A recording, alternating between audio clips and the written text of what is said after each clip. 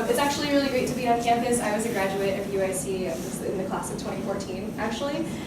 So I'm going to start off with a bit of an introduction as to what Postmates is, how it operates, and what we do. So this actually is a copy of the same presentation you would be viewing if you were an applicant to Postmates and you would come to our orientation session at the office. This session is intended as an informational session for new Courier applicants, so it will also give you a good idea of what your experience would be like if you had just signed up for an opportunity with Postmates.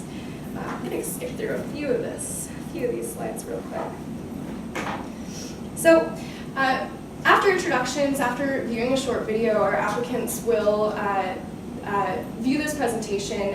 One aspect of Postmates that's very important, and one aspect of disruptive apps in general, is the fact that Postmates is a marketplace. Rather than Postmates signing on as typical employees, Postmates are independent contractors, meaning they operate independently. They're responsible for their own expenses, which can be written off on their taxes, but they're not employed by Postmates like I am. So as a Postmate, you're really part of a marketplace in the same way that an eBay seller is part of a marketplace. eBay sellers really get out what they put in, and they are free to work, or they're free to put in as much effort as they'd like to, or as little effort as they'd like to. Usually the payoff for that is pretty much correlated with how much they're going to be compensated. So when I say Postmates is a marketplace, what I mean by that is Postmates have the option to accept or reject a delivery when the customer submits a delivery request. Postmates are paid per delivery that they complete rather than an hourly wage. So Postmates receive 80% of the delivery fee that the customer pays and 100% of the tip if the customer chooses to tip. Delivery fees start at $5 and increase according to distance. So the further that a Postmate has to go for a delivery, the more they'll be compensated for that delivery. So that is an aspect of disruptive apps that, similar to apps like Uber, like apps like Lyft, where Postmates are being paid on commission per delivery that they complete rather than an hourly wage.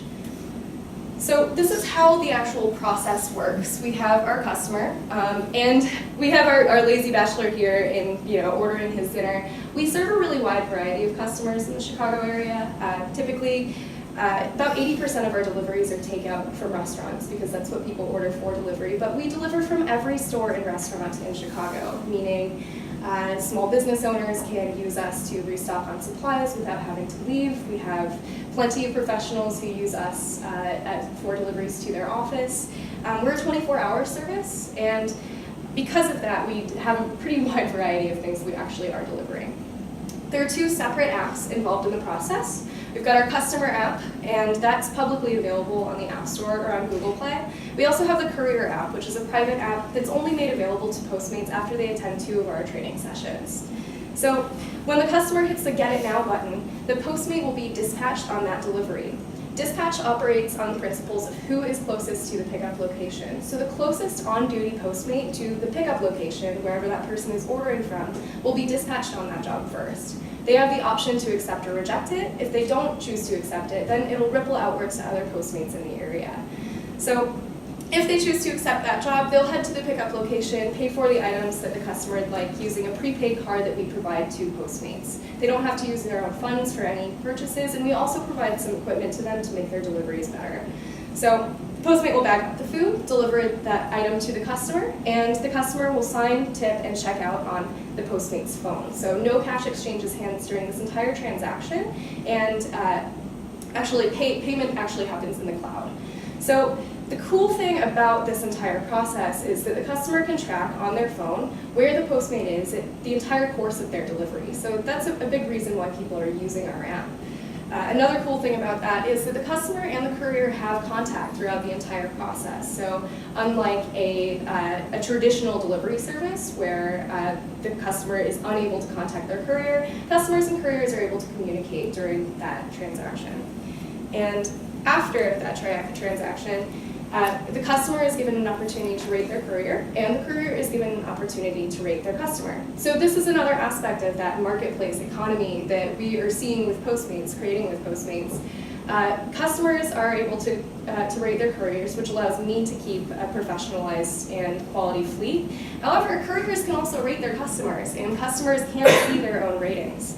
Couriers can see the customer's rating before they choose to accept a job. So if the customer is, for example, maybe not a very nice person to their delivery people, if they don't tip or something along those lines, then often those customers' jobs will go unanswered, or maybe the courier will take a little bit more time on those jobs. So couriers do use an iPhone in order to do these jobs, and we provide iPhones to couriers for a deposit. That is the bulk of the presentation that you would see if you were entering our platform as a courier. So while I do have some experience in operations, I actually started as a Postmates courier and moved my way into my current role. Currently, we have a very large fleet operating in Chicago, and the minimum number of deliveries that a courier has to complete in order to keep their account active is 1 every 30 days. So the demographics of our fleet are actually pretty interesting. The majority of our couriers have another job, a second or third job. Many are students, many have families, and we see many of our couriers, rather than treating Postmates as a full-time gig, they really do it when they have spare time available. You can just press the button to go on duty and press the button when you're ready to go off duty. You can actively accept dispatches when you're on duty. When you're off duty, we don't bother you at all. So it definitely is a different structure it's a different way of being, way of earning money than a lot of us are used to. It's actually been experiencing the platform as a manager has been interesting because we have such a wide variety of people. For example, we have many folks who struggle with mental illness or who have some form of disability that prevents them from holding down a regular job without flexible hours. For example, one of our couriers who is a wonderful person, unfortunately, he, after returning from some time in our armed forces, has difficulty maintaining a regular schedule because sometimes his PTSD makes it difficult for him to go to a regular scheduled job. With Postmates, if he doesn't feel like he's capable of working on a certain day, he just doesn't have to. There's no requirement that he does. We also have a great deal of women on our fleet. I should say Postmates is not mere just bike messaging. We also have cars, scooters, vans, trucks on the fleet. So really, being a Postmate, main requirement is that you have a vehicle. We have a lot of single mothers, especially from kind of outer areas of Chicago, who actually bring their children with them when they're out on duty doing deliveries, so they don't have to worry about childcare costs. So it's actually the flexibility that is created with a system like this actually works really well for a lot of people who might not otherwise be able to hold down a traditional job. While I know I'm supposed to talk for half an hour, I don't really have a whole lot more to say. So if I'm more than happy to answer questions after the end, but thank you guys so much for giving me a platform to talk. Thank you.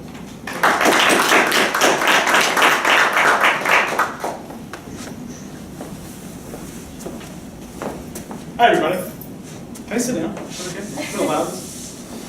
Alright, so my name is Jim Poole. I'm the Chief of Staff for Alderman Poole in the 47th Ward. If you don't know where the 47th Ward is, we're on the Chicago's north side. The neighborhoods, the principal neighborhoods are Lincoln Square, Ravenswood, North Center. We also have pieces of Uptown and pieces of Lakeview and Roscoe Village.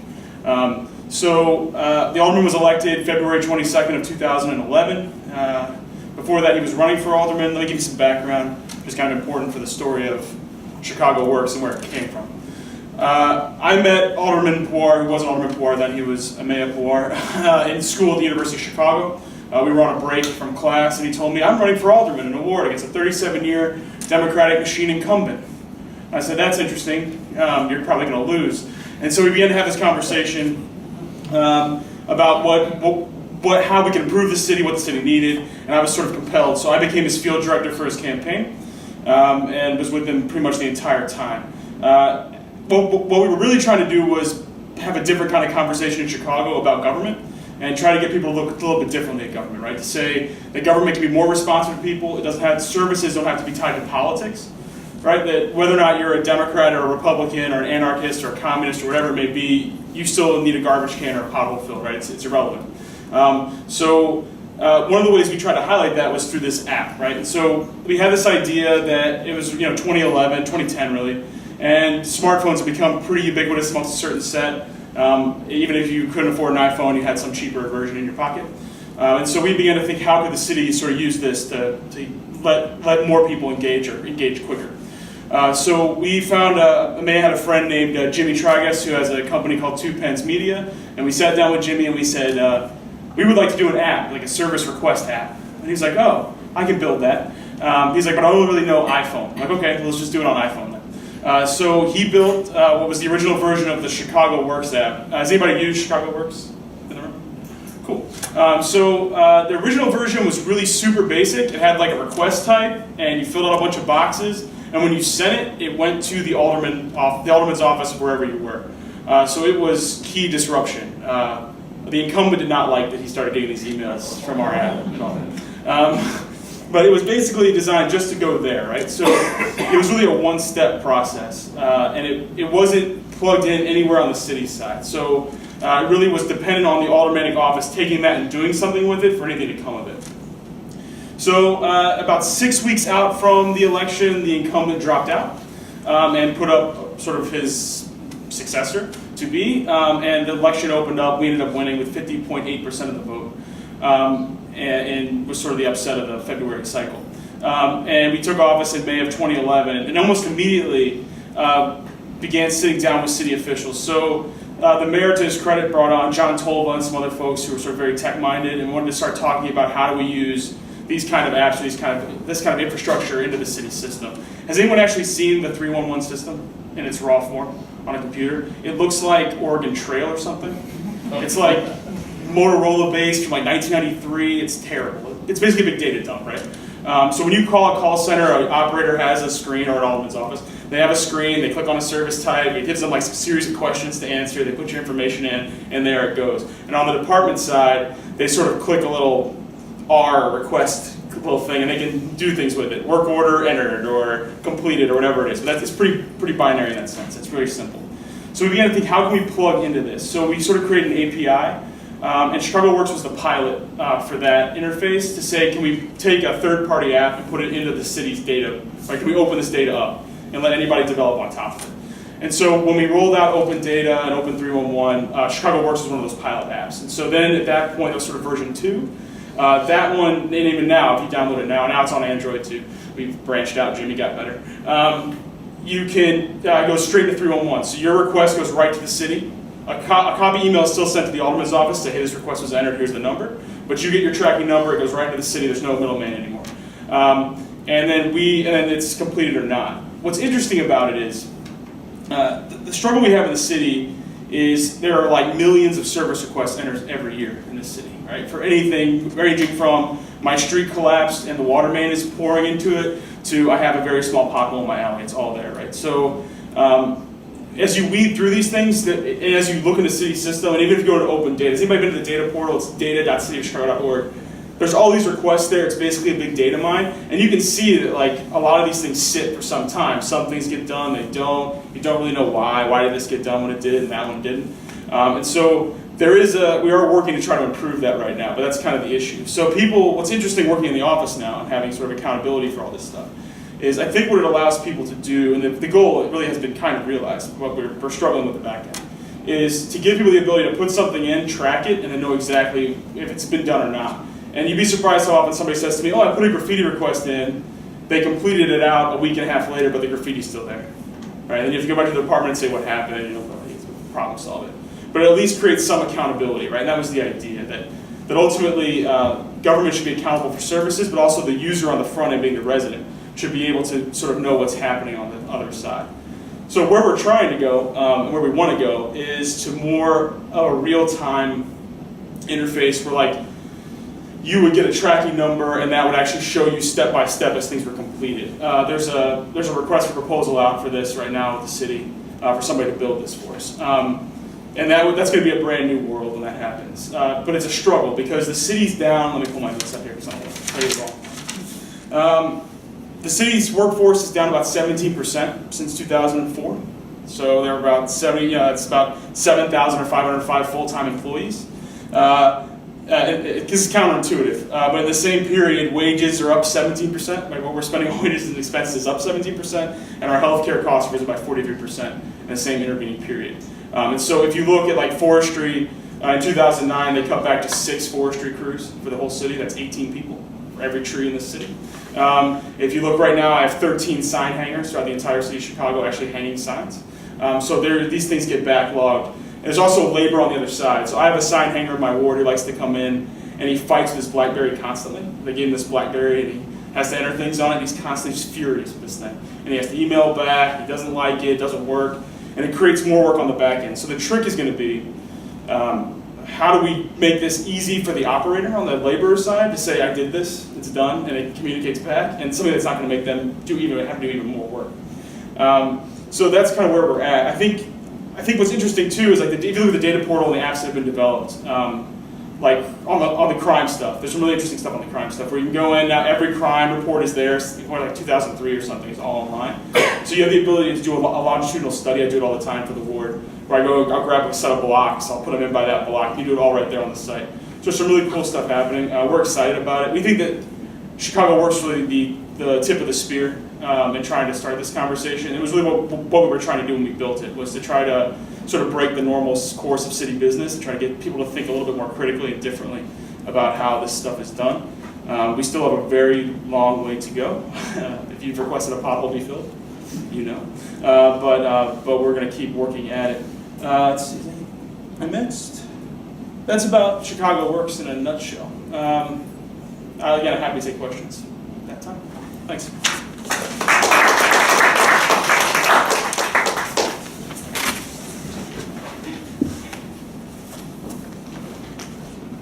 I should point out that Brenda was also a DCI scholar, faculty scholar, and she's done work on a number of issues related to household provisioning in the Chicago region.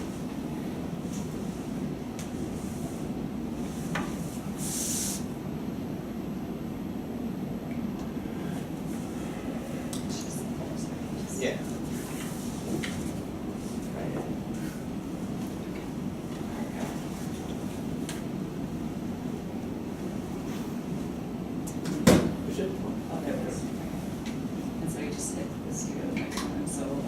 Okay, yes, so Teresa already said this, but so she asked me to speak really not about the technology of disruptive apps, and in fact, that's a good thing she didn't ask me that because it would be of little use, but really to focus on kind of my own research and provide some commentary really around issues surrounding urban households. So my experience in research focuses on urban inequalities, gender, feminist approaches to understanding cities, and kind of more recently focusing on sort of households and the labors of households. So just to, and I don't want to be overly researchy here, but kind of why do households matter? Often we don't think about households when we think about urban planning and politics. We might think about kind of the individual, and we might think about kind of the city and the scale of the city or neighborhoods. But I kind of argue that the household is really this important kind of part of cities that we under-examine and explore.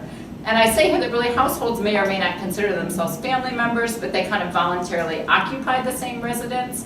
And there's all kinds of households, but I want to point out that much of my research has been on households with children, including female and single-headed households. So I've looked at kind of a variety of different households, including eBay sellers and immigrant households and households of formerly incarcerated women.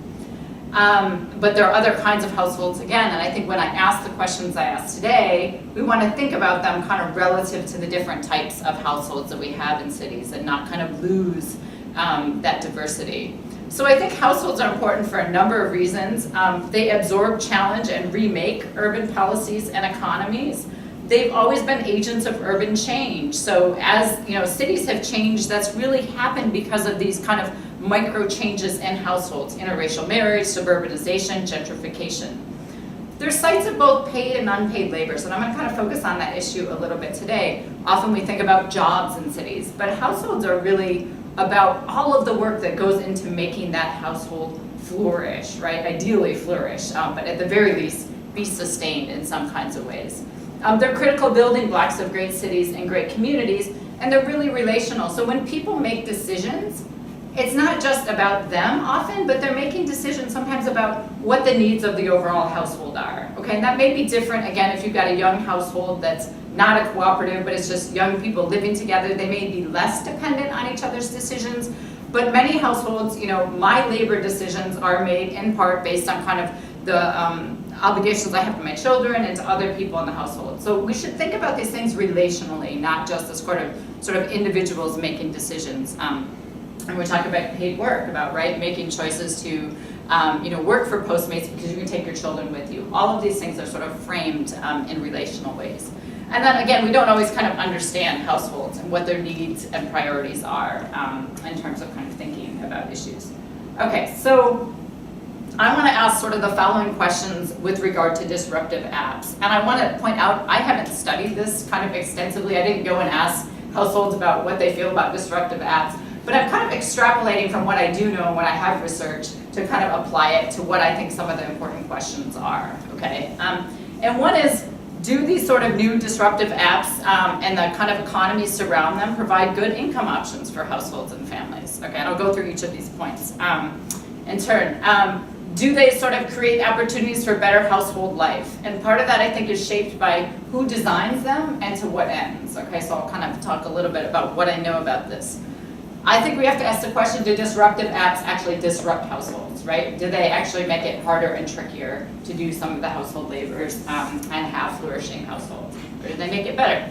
And then again, do any sort of greater efficiencies that we've kind of achieved through disruptive apps actually produce more leisure, better lives, and better cities, right? And these are obviously big questions. I don't expect either of you to ask them, but I'm just sort of throwing them out because I think they're interesting for discussion, okay? Okay, so I want to sort of point out that I have both sort of excitement and caution when approaching these issues. I certainly don't have an answer, but rather I want to kind of think about these issues collectively. Okay, so here's a kind of important question. This is a deliverer, right? To what extent are disruptive apps and technologies create income earning opportunities that help sustain households? And do those opportunities make it possible or easier to manage paid and unpaid labor? And I think a real subtext of this is, are they displacing other income earning opportunities? Okay, so I think the sort of debate around Lyft and Uber and taxi drivers is a kind of perfect illustration of this. So as urban planners and policymakers, we ought to sort of be thinking about this in a kind of broader context, okay? And so it's quite obvious, I think, to most of us that a major kind of challenge of households in Chicago and most cities is to financially provide for their household, and in many cases to also have the time and the resources to take care of children, aging parents, and other kinds of responsibilities. We know that sort of middle-class jobs continue to disappear and that work's become less stable, less secure, and less predictable, okay? It's hard to arrange childcare, especially for low-income families, to save and plan for family and household expenses, and to kind of create time. So if you're working 2 to 3 jobs, that's a challenge. If your shift changes every week and you have young children, it's nearly impossible to sort of keep that job, okay? So the people I interviewed and also my kind of research shows that many people actually have to quit jobs because they don't have any paid sick days, or their childcare changes, or their bosses are sort of inflexible to help them meet whatever kind of need arises. I've had 3 kids get sick in like sort of consecutive days this past month, so I get this, right? And it's like, if you don't have, 60% of low-wage workers don't have any paid sick days, right? So that means there aren't a lot of options to do this. And it also means that people experience tremendous stress around these work-life balance kinds of issues, okay? So 42% of low-income women say they experience high stress compared to about 22% of low-income men, okay? So I want to point out that, when we think about managing paid and unpaid labors, which is a piece of this, most of this work remains fairly gendered. So the data shows that in heterosexual households, women tend to do around two times more kind of household and childcare labor, even though things are changing, but much of this labor that's unpaid still falls on women and households, okay? So I want to point out that some of that difference in stress has to do with that responsibility, and certainly if you're a single parent, then that's an issue. Okay, so here's a question. Do these disruptive apps and technologies create income earning opportunities that pay enough money? Sometimes they're combined with other work. What are sort of the benefits and limits of that? Are they flexible in a way that allow you to sort of accommodate your needs for caregiving, whatever those are? but still allow you enough stability and income security, right? And I think your example about Postmates is a really good question, and maybe when it comes back to you, you could say, well, how much do people earn, right? And if they are combining it with other jobs, kind of how does this sort of fit in the spectrum? Because it's a kind of major thing to be concerned of.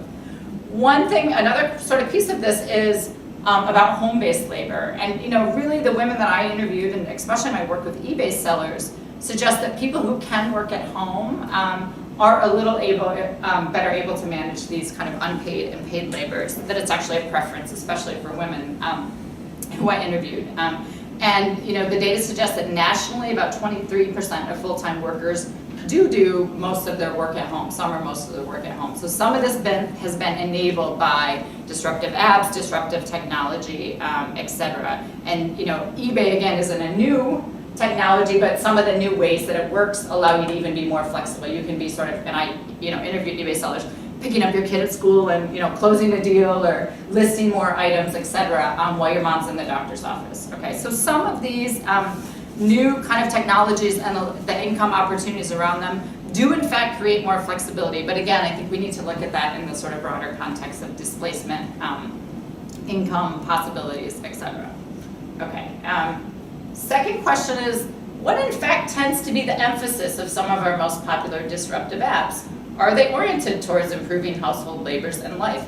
Who designs them and who creates them? And I think Chicago Works is sort of a great example of a city interested in sort of what the household experiences at some level, some of the needs of residents and citizens, and a kind of effort to create a more kind of democratic way of reporting and tracking problems in cities. Okay, again, still working on some of the issues, and interestingly enough, problematized by the fact that there's not enough money for the city to do what it needs to do, right? And which is embedded in these broader changes. Okay, so I want to say that some of the substantive needs of households really are not going to be solved by apps, and they really require societal and political commitment. I second want to ask about this sort of emphasis, and really a review of some of the top disruptive apps suggests that most of them are focused on individual consumption, kind of social networks, lifestyle and fitness, photo sharing and photoshopping, and workplace paid labor productivity. Okay, and I'm not saying that, and then calendar apps, and oh neat, I can see the weather in this location. Not saying that that's all bad. But I want to point out that that's what many of them are focused. Some of them do in fact make household life easier, and I think Postmates again is a good example. We can shop from the train if we want to. We can get items delivered. I mean, my husband travels a ton for work, so it's like my third grader needs a 3-fold poster board to do a project. I would get that delivered, right? Things like this. So some of those kind of immediate efficiencies that surround work-life balance can be resolved and helped and aided through some of these projects. And they're real. I mean, I sort of joke, but you can take Uber to get to a recital, whatever it may be. But that's implying a certain level of income security and resources, and I think we just need to be really clear about that. Who gets helped by this and in what kinds of ways? Some technologies have enabled communication, which is vitally important for households, Skype, etc. I mean, there are some that, families that are separated by countries, by, travel, are vitally helped by some of these apps as well. Okay, that said, again, I want to go back to this notion that most disruptive apps aren't really oriented towards helping households, certainly poor households. And I want to sort of remind us that part of this is the climate in which these apps are produced, okay? And this is a heavily male-dominated sort of elite workforce, okay? So women make up 50% of the workforce overall, but only 25% of tech workers. 4 to 19% of all kind of venture capitalists and angel investors are women, and that men are 40% more likely to be funded by venture capitalists. So the people kind of designing these apps and being funded are primarily men. And that doesn't mean that men can't be interested in households, and I don't want to make any kind of association that all women are doing all unpaid labors and they only care about households and child raising. But I want us to think about the context in which apps are designed and how sort of what gets prioritized comes from that. And those of you that know people, as many of you probably do, that work in places like Google and Dropcam, know that those are climates of hyper work, hyper paid work. Those folks are not scrubbing floors at home, right? They're oriented towards different issues and in different spaces, okay? So what I want us to think about, and women, this continues to decline, okay? Women were 37% of computer science majors in 1985, now they're 18 to 20%, and of all kind of designers, okay? And again, not to make simplistic associations, but I'm worried about the diversity of the kind of folks that are dreaming up apps and designing them. And again, this is where cities can play such an important role to think about, can we stretch the imagination? Can we be more inclusive in terms of thinking about kind of who's designing and imagining what we actually need, right? So Judy Walkman has an interesting book on feminism and technology, and she just says, let's ask these questions. You know, how have the designers of technology structured their tools around gendered assumptions, around the built environment, whose sort of interests and designs have motivated them? And I think this is really relevant for us to kind of keep in mind here. Okay, and now I'll get to my last point. I hope I'm not talking too long, right? Okay. Do disruptive technologies actually disrupt households, right? So not only do they not help, but do they actually kind of make life a little bit harder and more complicated, right? And, you know, especially in the middle class families that maybe take advantage of, some of these apps in sort of more detail. Okay, so one thing is they can actually intensify time spent on paid work, okay, as well as time spent on personal and kind of elite consumption. And that means that sometimes less time for community, less time for households, less time for city, because the demand is sort of intensifying, okay? And several studies show that, you know, kind of that smartphones have really encroached on people's home lives in ways that people kind of report a lot of stress about it. And companies like even Postmates sort of in some ways might encourage you to stay at work and order dinner so you don't have to go home at all, right? More hours in the day for coding, strategizing, meetings, exercise, and happy hour. Turn off our face. You know, exactly. And I'm not pushing on you at all, but just think about this sort of overall climate of what are the disruptive apps sort of encouraging. So one is, in some cases, intensified paid labor and consumption. And then disruptive apps, sort of when they come into the household, can also cause difficulties around caregiving, parenting, quality leisure time, personal relationships, etc. Are kids doing Minecraft? Are they volunteering in cities? Are parents sort of catching up on work and Instagram, or are they reading? And it can mean a new kind of sort of vigilance and monitoring in the household from technologies that then come into your house, and a distraction from kind of imaginative play, again, sort of community citizenship. So, you know, one of the recent studies showed that young adults 15 to 19 spend 4 minutes per day reading and 51 minutes playing computer games or using computer. So what's this look like in households is a question, right? And what does that mean? Parents and teachers and people I know who work in Chicago public schools note that sort of Facebooks and other phone apps actually ignite real-time violence. So something that happens during the day via Facebook turns into a fight at lunchtime or after school. Okay, there are other apps that are sort of challenging this, trying to help us understand, predict violence, etc., but they can also ignite and problematize, okay? And I think it's interesting that many high-tech execs, Steve Jobs was one of these folks, actually restrict the amount of technology that their own children use in their homes, okay? So they know that actually there's dangers and possible disruptions that are associated with that, including, bullying, cyberbullying, addiction to devices, again, sort of a limiting of other kinds of more productive community and city activities. It doesn't have to be this way, I'm just raising some issues for discussion, okay? And then last is this broader question again about if disruptive apps indeed do lead to greater efficiencies, more leisure, does that translate into better lives, better communities, and better cities? And I kind of, jokingly put the hot dog oven and toaster in some kind of 1950s illustrations here to point out that if people remember, the 1950s was this time of kind of like faith in modernity, right? And that all these sort of new technologies were gonna, make household life and labor for women so much better. We were gonna have so much leisure time. Life was gonna be awesome. And so I want to, again, just sort of, caution that to say, like, well, is that happened? How's it happening? Do we have more democratic sort of cities and households, et cetera? And a recent study by Ramey and Francis sort of looks at leisure trends and argues that really, contrary to conventional wisdom, average hours spent in home production, cooking, cleaning, caring, et cetera, are actually slightly higher than they were at the early part of the century. Okay, and most of that is that we translate or start to change what our expectations are. Okay, so it used to be, you just had a sort of basic clean house if you could.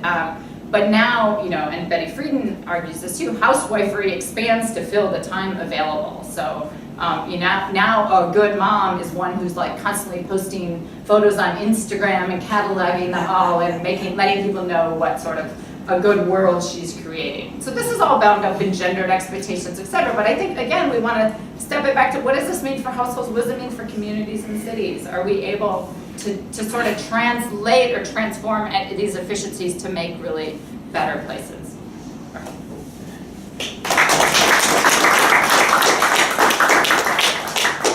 Do you want to come back up this way? Yes, and Jim. Yeah. And we'll begin with John Jackson. Also, I can tell that many of you come to our regular events know that we have lunch. Lunch is late and being delivered, so when we're done here, you can have your lunch after. Should have called Postmates. Go ahead, John. Well, I have two things that obviously everybody has asked you. One of them is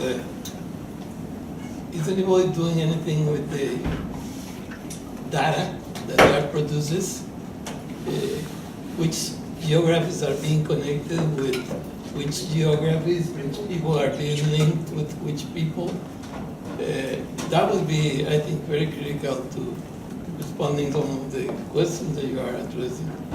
But my second question is what happens to the 60% of Chicagoans who don't have iPhones, don't have computers, don't have anything? Are they out of the circle? Can't they complain with the city? Can't they fill out their Sure. So petitions? if they have a phone, they have 311, right? They just have a good old-fashioned way to do it, right? They walk into my office or call me or do a phone call. I think when we talk about big predictive, using the data for like more predictive analytics at the city level, we used it. I'll give you an example of how we used it. We had a school that applied for a grant from the state to do a new outdoor playground at Ravenswood School. And we gave them data for like water and basement to track sewer overflow events. So we dumped that all off 311 for like the past 6 years.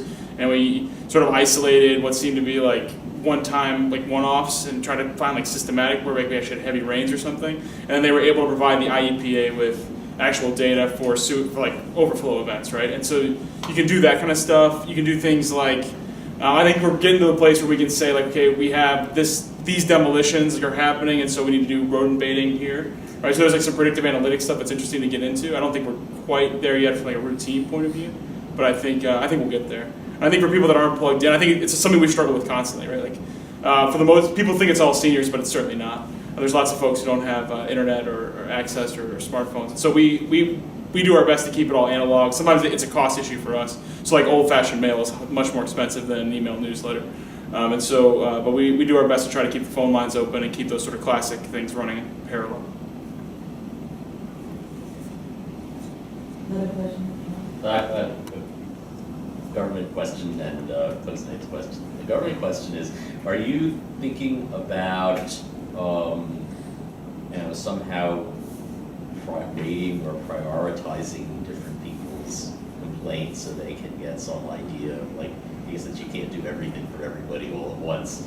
How the choices that are obviously have to get made are getting made. So those choices are made obviously every day, right? Yeah. And so like if you, some of them are like automatic.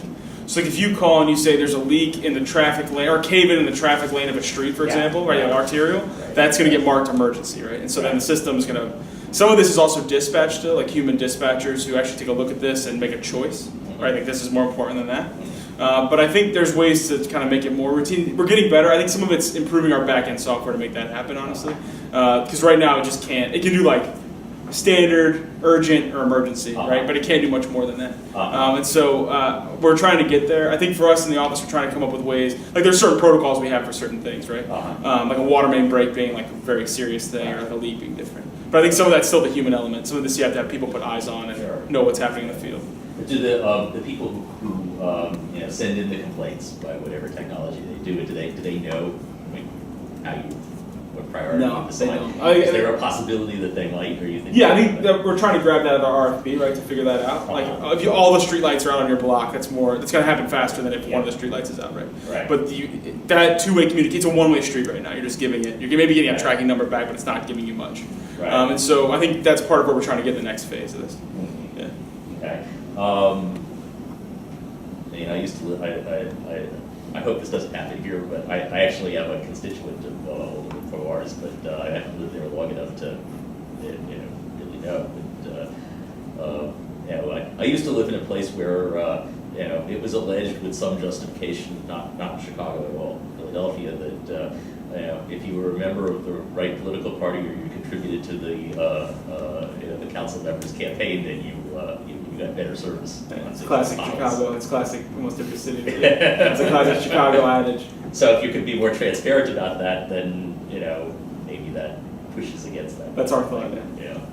So the private sector question that I have for you is what I'm interested in the labor and regulatory bases of your business model, and like who do you compete with, and are they regulated the same way as you are, and do they pay people as independent contractors also? These are the same kinds of issues that come up big time in the taxi versus rideshare app issues, and the concern is that these companies are basically working on an outsourced business model where they're able to profit at the expense of the other of the competitors, not just because their technology might be giving people better service, but because they're smuggling in these other things that are arguably much more problematic. So I'm wondering how that works in your particular case. Absolutely. So obviously, as what we do, the delivery game, we compete primarily with other delivery services, especially services like Grubhub, which is their delivery service is Deliver My Grub, which is separate. They also hire independent contractors. We also, in the bicycle messaging industry, which is one that I'm intimately familiar with, almost all bike messengers in Chicago are also hired as independent contractors. One thing that does set Postmates apart is that we do provide third-party liability insurance and medical coverage in case of medical expenses that are incurred while on duty. So that is something that we provide to Postmates in order to make sure that they're taken care of in case something does happen while they're on duty. But it is an interesting problem because there have been similar services, on-demand delivery services. Cosmo is one example of one that existed in the 90s that actually hired couriers as employees and as a result went down because they were unable to sustain that large of an employee base. So this is an interesting problem and one that often comes up, especially when talking about on-demand services like Lyft, like Uber. Another thing that sets Postmates apart from Lyft and Uber, obviously we don't have the liability issues that are involved with delivering people. We don't have to do that. So many of the lawsuits against Lyft and Uber also have to do with improper liability coverage. But one thing that is unique to our platform is that with Lyft and Uber, drivers have to maintain a certain acceptance rate. They need to accept a certain number of rides or over rejecting those number of rides. Postmates don't have that. So they are free to accept or reject a job when they're on duty, and that does set them apart from being typical employees. That's not something that UPS actually had a lawsuit leveled against them as well because they were paying their delivery people as independent contractors. However, their contractors didn't have a choice as to the work that they were actually doing. So that's something that is very near and dear to me. I should have mentioned I was a graduate of the Gender and Women's Studies. So if your presentation definitely hit home. That's something that is definitely a reality for Postmates, is not being paid an hourly wage because our platform operates on the principles of supply and demand. So that is an aspect of our delivery service, and that's something that I think in many ways is here to stay. Right now, independent contracting is industry standard for pretty much all delivery services. And while I strongly want to provide a living wage and income for all of my Postmates based on the work that they're putting into the system, at the same time, we also have to be competitive with other delivery services, which independently contract. So there are some interesting issues there. Average earnings for Postmates will vary because again, it's based on supply and demand. Sometimes, during the winter, we're significantly busier than we are in the summer. And we're also very new to Chicago, but on average, a Postmate in a developed market, unlike Chicago, a market that has been around for a year plus, will be earning, on average, between $10 and $20 per hour that they spend on the platform, depending on their placement and their physical location, depending on how many deliveries are available to them. A Postmate who goes on duty at 3 a.m. on a Monday night is unlikely to make as much money as a Postmate who's on during the Sunday brunch rush. So that's another caveat of delivery services, that it's very the actual demand varies significantly and affects the supply.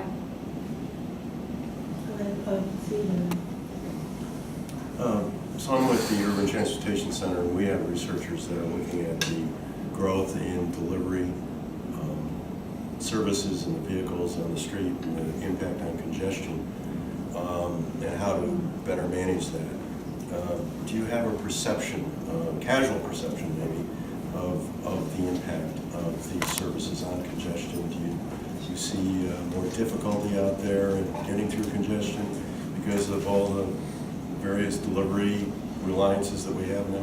Right. So a majority of the people who actually work on our platform will be out doing deliveries, but are also using their bicycles or cars for everyday transportation. So I don't imagine them adding significantly to congestion, especially because our fleet is majority bicycle delivery people.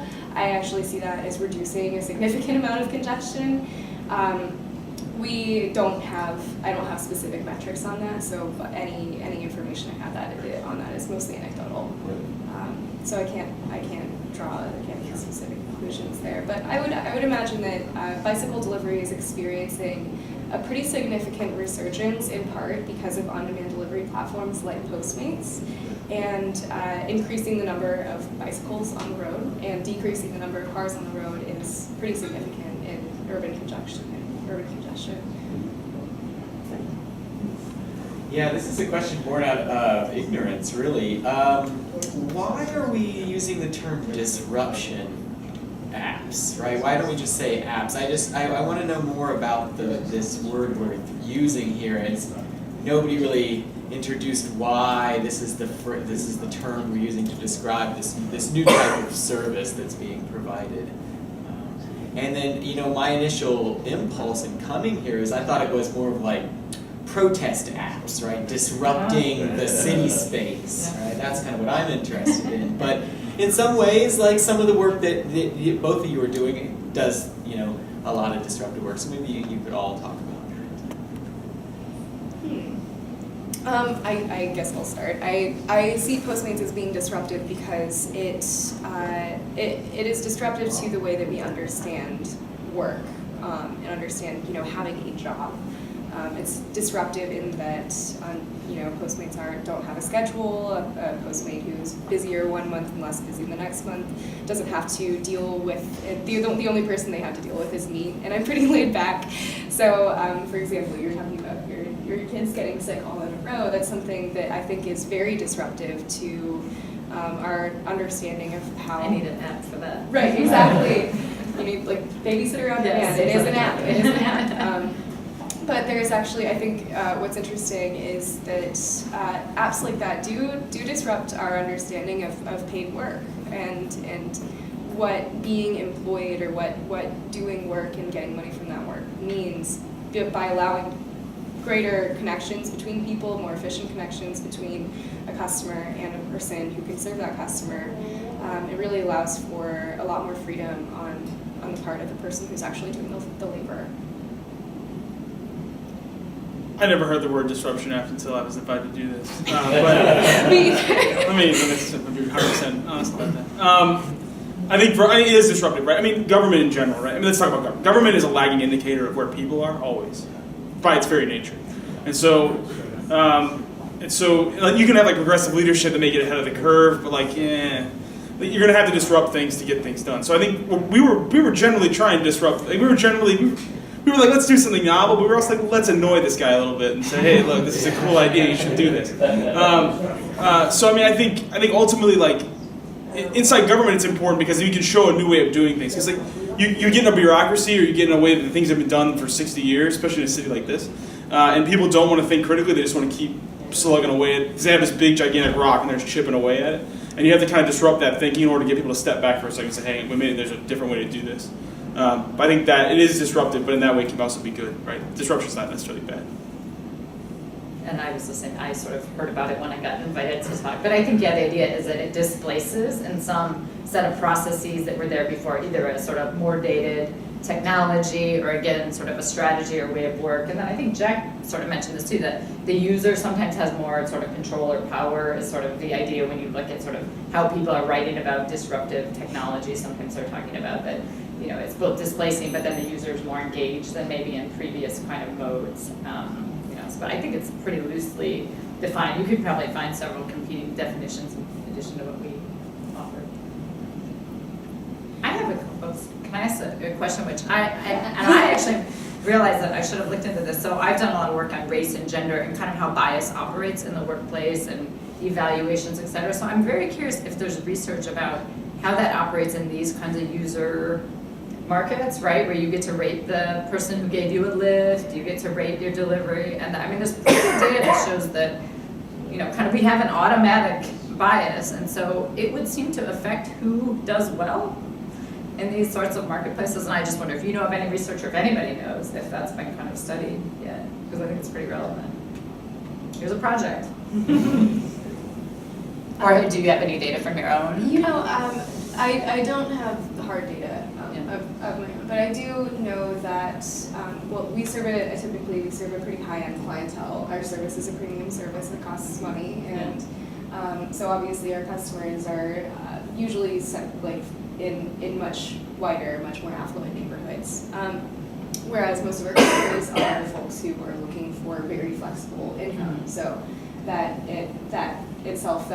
opens itself up to a lot of different demographics. Yeah.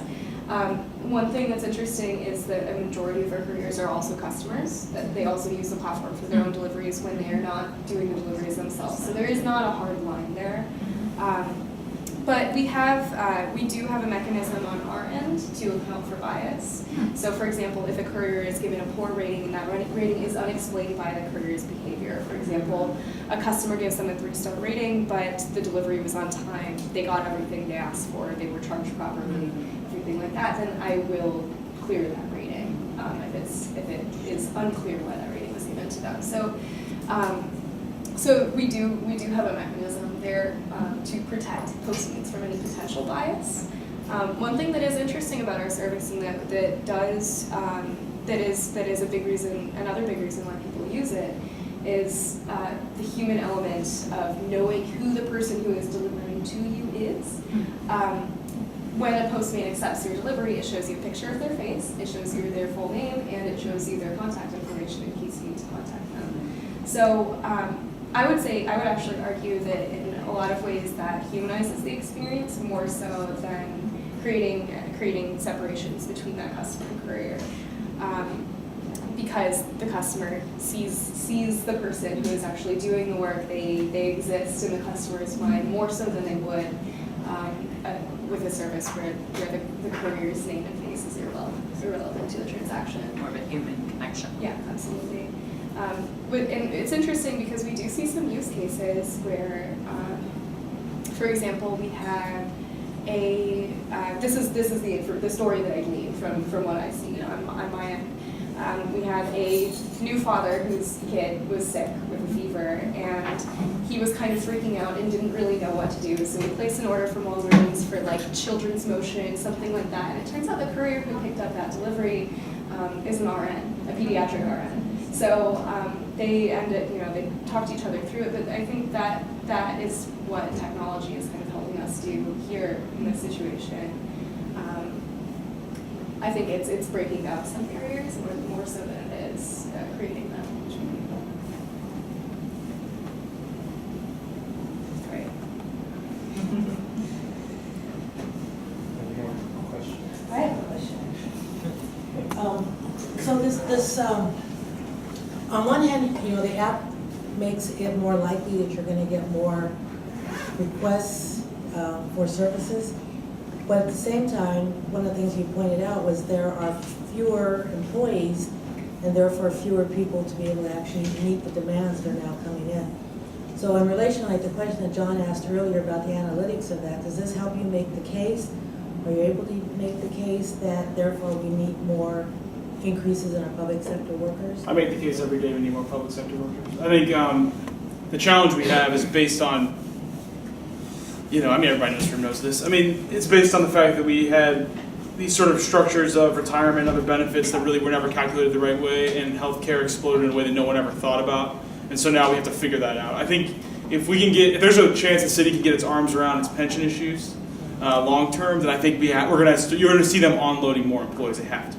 And I think that's ultimately the end game, right? So, in our head, when we think about it, we say, let's get pensions done, and then let's bring more people online, right? Because that helps you both ways. You're going to reduce some benefits a little bit, right? Increase contributions, that helps. But bringing more people into that pension system makes it more solvent too. So it's kind of both.